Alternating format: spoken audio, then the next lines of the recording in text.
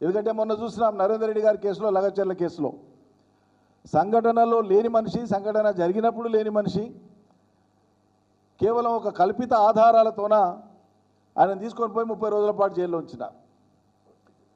దాదాపు 40 రోజులు ఉంచడమే కాదు, ఆయన ఇవ్వని స్టేట్మెంట్ను ఇచ్చినట్లు ఆయన ఏదో కేటీఆర్ చెప్తేనే ఇది చేసిండు అనేటువంటి విధంగా ఒక ఫాల్స్ ప్లాంటేషన్ చేయడానికి ప్రయత్నం చేశారు, ఫాల్స్ కన్ఫెషన్ స్టేట్మెంట్.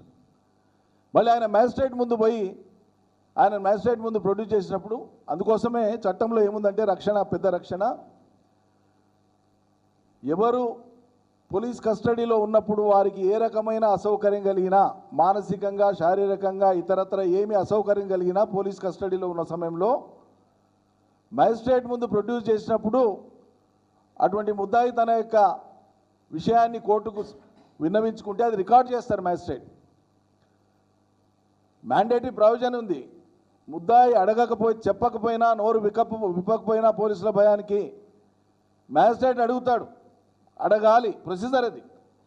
పోలీస్ కస్టడీలో నిన్ను బాగానే చూసుకున్నారా, చిత్రహింసలకు ఏమైనా గురి చేసినారా, అవమానపరిచినారా, న్యూనతపరిచినారా, నీకు భోజనం పెట్టినారా లేదా, నీ కుటుంబ సభ్యుల్ని కలుసుకునే అవకాశం ఇచ్చినారా లేదా, నిన్ను అరెస్ట్ చేసి ఇట్లా నా ముందుకు మ్యాజిస్ట్రేట్ ముందు తీసుకొచ్చే కంటే ముందు ఈ సమాచారం మీ కుటుంబ సభ్యులకు ఇచ్చినారా లేదా, నీ మీద ఏం కేసు పెట్టినరో ఆ వివరాలు ఇచ్చినారా లేదా, ఇవన్నీ మ్యాజిస్ట్రేట్ రికార్డ్ చేయాలి. అందుకోసమే నరేందర్ రెడ్డి గారు చాలా స్పష్టంగా నేను ఇవ్వని స్టేట్మెంట్ను, నేను చెప్పని పేరును బలవంతంగా వాళ్ళు పోలీసు వాళ్ళు రాసుకున్నారు అని చెప్పి ఆయన బహిర్గతపరచాల్సి వచ్చింది. అందుకే ఇవాళ కేటీఆర్ గారు ఖచ్చితంగా నా వెంబడి అడ్వకేట్స్ ఉండాలని కోరింది.